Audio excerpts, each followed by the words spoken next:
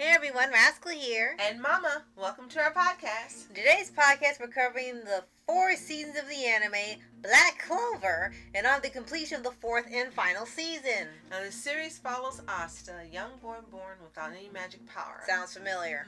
But one day, he receives a grimoire instead of a hair that gives him the power to wield anti-magic. Now he begins his lifelong dream to become the next Wizard King. Or so he thinks, because he's in competition with, you know. Yeah, you know. Before we start, be sure to like, subscribe, click notification bell, updates on future podcasts and all the pause videos. Yes, absolutely. Now, we know this finished some time ago when we were waiting, hoping for a season 5 to come out soon, but we know there's going to be a movie in 2023 and possibly another season. So we're just going to go ahead and talk about what we've seen and how great it was to watch. We started actually reading the manga, but we haven't gotten far. But so far it looks like the manga was pretty true to the anime in the beginning. And what I understand from what I've seen online, it kind of diverges. Yeah. But we can only tell you about what we've seen for the anime. Right. The first great thing about this anime are the openings. This series has some of the best openings ever. Some of the best music. Yes. And the animation and the pictures. Yes, and the yes. Just fantastic. Yes, and they have so many. There's only 4 seasons right now in an upcoming movie, but they have had like 9 or 10 different openings because usually for anime there are different openings for different arcs. So usually it changes. Maybe they'll have 1 or 2 per season. Like one half season will be one thing, and another half season will be another one. Well, in here there's so many different arcs that there's usually 3 to 4 different intros. They even had one where an intro only lasted for maybe 30 seconds and only there for a few episodes when you didn't know what happened to the character. And it was still banging, even though it was short. Yes. It was awesome. So they've got some great music and great openings, and the end credits songs are also great. Yes. But the openings are the standout for this series. Yes. So I would love to just, have them do a segment where they just played all of the openings one after the other. Yes. Because it's really quite a ride and quite a thrill to watch and listen to them. Yes. Now they also have some excellent characters, excellent character development, and some exciting arcs that take place within the series. Yes. And like we mentioned, they have multiple arcs a season. It's not like just there's one arc that lasts the entire season and then it keeps delving in further it goes into. Like the first season has maybe 4 arcs going one after the other. Like the whole thing first starts off with Asta getting the grimoire. Well, it starts off with Yuno and Asta at an orphanage, and they both decide that they want to go and become a member of the Knights. Knights. Right. Yeah. And so he and Yuno go so they can, I guess you could say, audition or try out. And of course, Yuno has a proclivity for magic already, and Asta has none. So what Asta has done this entire time is he's worked out like Saitama on One Punch Man until his body is huge. Right, it's like, how the heck? And he's confident, and he is determined and persistent, and he's just got this great attitude that he's going to not only be chosen, but he's going to be the next Wizard King. Yes. So younger, they made an agreement that they would shake hands and compete, and one of the 2 of them would be the next Wizard King, no one else. Right. So they go, they try out. Yuno, of course, has his choice of where he wants to go because of his awesome talent. Asta ends up with the Black Bulls, who are sort of like the Class E when we watch the animes in the classrooms. Right. But in the beginning, you don't know what to expect because you have the captain. Yes, Captain Yami. Yes, Captain Yami. And he's a great character. He's a great captain. And you don't know what to expect. He tells Asta, I'll take you. And they make this agreement. Right. And pretty much that's the first season that you get to see how all this goes and how they end up in their respective houses. Right. And you get to meet each one of the other houses, the royals, the kids, and all these people. So the first season is really fun. Right. And then you see each one of the Black Bulls play out throughout the whole series, but mostly in the first season. It's pretty much basically the Black Bulls are misfits. All of them got issues. I know. All of them got issues. They all got, and I don't mean just like little issues. I mean big issues where it's like they're only here because no one else will pick them. And Asta is there because, well, it's the same thing. Because the way it's set up in this world, if a person is not born with magic, they're treated like garbage and they're easily taken advantage of. They're beaten up and everything, except for Asta, who will just beat up somebody else in return if they pick on him. He got a grimoire without any powers. He got a black 5-leaf clover grimoire. Yes. And of course, they're wondering how. And then, as you said, people talk to him, treat him like crap. But no matter what happens, he's confident, he's positive, and he far exceeds and succeeds at every challenge that's thrown at him. Right. And then, as it continues on, you start to find out more about his grimoire, where it's really unlike anyone else's. Everyone kind of has their own grimoire and a special talent. They have their own type of magic. His is anti-magic, and his is really suspicious, and part of the mystery is find out what this thing is for and why did it choose him of all people. Right. Because we forgot to mention he also has this black sword that he obtained along with the grimoire. Right. And the sword is very powerful, and as Rascal said, it has anti-magic. Right. And as the story goes on, just everyone gets development. You find out more about the Black Bulls. They start slowly going up in their ranks and being taken more seriously as Magic Knights. And you start actually seeing some new characters that will eventually join them towards the end. And towards the end, it really gets to an escalating part where, like, it's getting close to the end of its story for the manga-wise, but the anime has decided to stop there until this film. So my guess is they're going to wait to see how this film does. If it does well, then they'll bring the series back for more seasons to finish off the manga. The manga, according to readers, is almost at its end because they're getting to the final battle. No, we're not going to spoil it for you, telling you anything how season 4 ended. Right. What we'll do is just talk about some highlights that we thought were exceptional within this series. Right. One of them for me is the elfin arc. Yes. That was the most powerful, the most crazy, the most unanticipated, unexpected arc I've seen in any anime. It was just, every twist and turn was a surprise, and you could not figure anything out that was happening. Right. No, every episode was one shock after another. And we even found out that they were inspired by another book to even create this arc. Because while that book had it just be a one and done story, this one is like spanning, 10 episodes of story.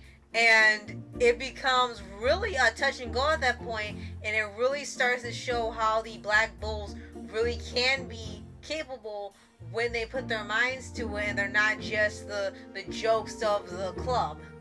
And was that season 3, correct? Actually, 4. I think season 2 was pretty. I think it was pretty early on. Yeah, season 2. So as you said, we learned more about the Black Bulls. You learned more about Asta. You learned more about Yuno. And each of their backstories ends up being very surprising toward the end. Again, no spoilers, not to ruin it for you. You find out about Captain Yami's backstories and Shar and all these different people that are the members of all these different houses. And it's absolutely fascinating and brilliant how they managed to give you every single person's backstory in here within the scope of the series without there being like a giant focus or flashbacks or things that where you take time out and you see it. The way that it's done is like a natural story progression when you get each story. Right. Yes, some of them end up being flashbacks, but they're not in black and white, and they don't appear to be like flashbacks. They appear like to be current stories that are going on, and it was brilliantly done. Right. And towards the end, the characters really feel like they're part of an even bigger world. They start going to these different parts of their version of the world, these other countries and things. You can tell what they're based off of. And now, so we've gotten to a point where the Black Bulls are going to be taken more seriously. So now they're not just the ones they give the crappy jobs to, or they're the losers or anything. They get to a point where now they're in the leads with everyone else, and these jobs start to become even bigger. And a big reason for that is the current Wizard King, Julius. Yes. And he's just really likable, lovable character who really sees the diamond in the rough in each one of them. Mm-hmm. Everyone has an equal opportunity to earn their merits and their stars, yes. like in Spy Family. Yes. And he doesn't keep any of them from showing their full potential, and it's wonderful. And that is one reason the Black Bulls really get to move up, because they have an equal opportunity as the others to show their prowess and to have an opportunity to succeed. And he actually is the one who found Yami and gave him an opportunity by making him the captain of the Black Bulls. Right. The house didn't exist until he gave Julius, he gave Yami, Julius gave Yami the opportunity to form it and have it. So again, there's so many great stories in here, so much character development, backstories, and again, we don't want to spoil it. There's so much we don't want to talk about because it really will ruin your watching the story. How we came about seeing this is I actually saw it on demand. I was looking for some anime to watch for free, and during that time, it was seasons 1 through 3, and 4 hadn't aired yet. So I asked my sister if she wanted to see it. She's like, no. I said, okay, I'm going to check this out. And it was so good, and I couldn't stop watching it. And I went out one day and came back hours and hours later, and my sister said, well, I have a surprise for you. And then she had caught up somehow to where I was watching Black Clover, and then we started watching it together. But it's really excellent anime. It is worth every minute you watch it. You will not figure anything out. You will be surprised at every turn. You will be laughing your head off. Yes. You will be crying at some of the backstories and what happens to some of the characters. You will grow attached to them. You will love them. And you will be forced to choose, whom do you want to become the next Wizard King, Yuno or Asta? Right. I cheer for Asta. Yes. Who do you cheer for? Of course, Asta. And one thing I mentioned left about Asta is that there's a lot of comedy in this show. They do have play-up arcs and things where it's action, there's drama, and a lot of dark things happening, especially when it gets to the Elf arc. But one thing that stands out is Asta is the source of majority of the comedy, if it's not the other characters, because he's always screaming. His first appearance on screen is him screaming at the TV. And Dallas Reed is brilliant as voicing Asta. Right. And he's always going, ah, and whoa, and ah, and cheering about something and being happy about something. He's got these weird faces. He makes these noises that shouldn't be made by human beings. And it's one of the most hilarious things in there. And you can't help but laugh because he's excited about every single thing that happens in here. And Christopher Sabat voices Yami. Yes. And he's excellent at this character.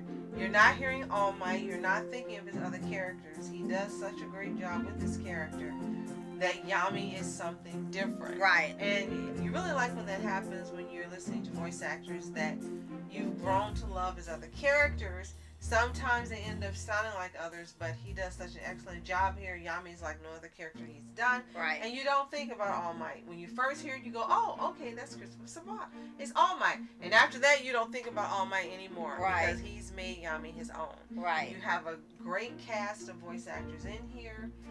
You'll recognize a lot of them. Again, that's something we don't want to spoil because you're going to be so surprised by a lot of them, especially the ones that do guest appearances. Right. And some of the actors on here have actually done guest appearances on MHA, with shout outs to their characters in Black Clover. Yes.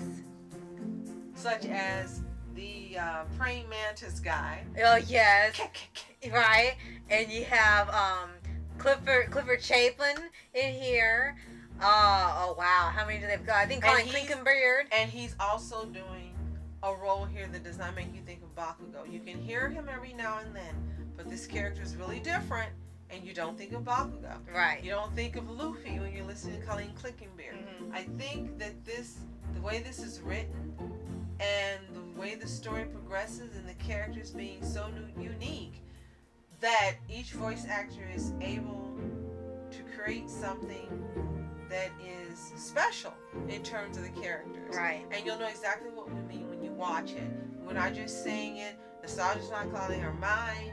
We're not just saying it because, oh, we're just fangirling. Really, each and every character on here, whether they're villains or heroes, they stand out and they're very unique. And they're unlike any characters you've seen on any other anime. Right. How the writer was able to do it, I just don't know. But brilliant writing, brilliant concept, brilliant arcs, brilliant voice acting, brilliant animation. Yes. Brilliant openings and endings. Yes. Black Clover is worth it. Now, when it ends, you're going to get a shock. That's the most it will tell you. Yeah. And then you'll have to decide whether or not you want to continue getting the story by reading the manga or waiting for the movie and seeing there's a season 5. Right. It'll be entirely up to you. We decide to just wait for the movie rather than continuing with the manga. There are, again, some things that are similar, but I think by reading the manga, it will probably ruin so much about the movie that we'd rather just wait and see what's going to happen. Right. So if you've seen Black Clover, season 1, 2, 3, or 4, or all, let us know what you think in the comments. If you read the manga, let us know what you think. Are we making a mistake by not continuing to read the manga? Or do you agree that we should wait and see what happens with the movie? If you haven't seen Black Clover, it's probably available to watch free on your local cable company. Mm-hmm. I don't know if it's on Crunchyroll. I think so, because they have a lot of long-running anime on there, too. Then go to Crunchyroll, give it a try. It's worth investing the time in watching. Once you start watching, yes, there are a lot of episodes, but once you start watching, you're just going to be wanting to go on and on and on. You'll binge watch. It's so good. It's so great. And you'll come back and thank us for giving you the referral for watching this anime. We already know that Phoenix watches it. Right. So we're looking forward to your comments. And yes, we know you love Yami. Yes. And if you haven't already, subscribe for updates and weekly videos on your favorite anime series, anime shows, and all things animation. Absolutely. And hopefully are seeing the movie itself and giving you a review of that as well. Right. So, thank you so much for watching Rask Entertainment. Now, Mom Entertainment. Have a toontastic day. Peace.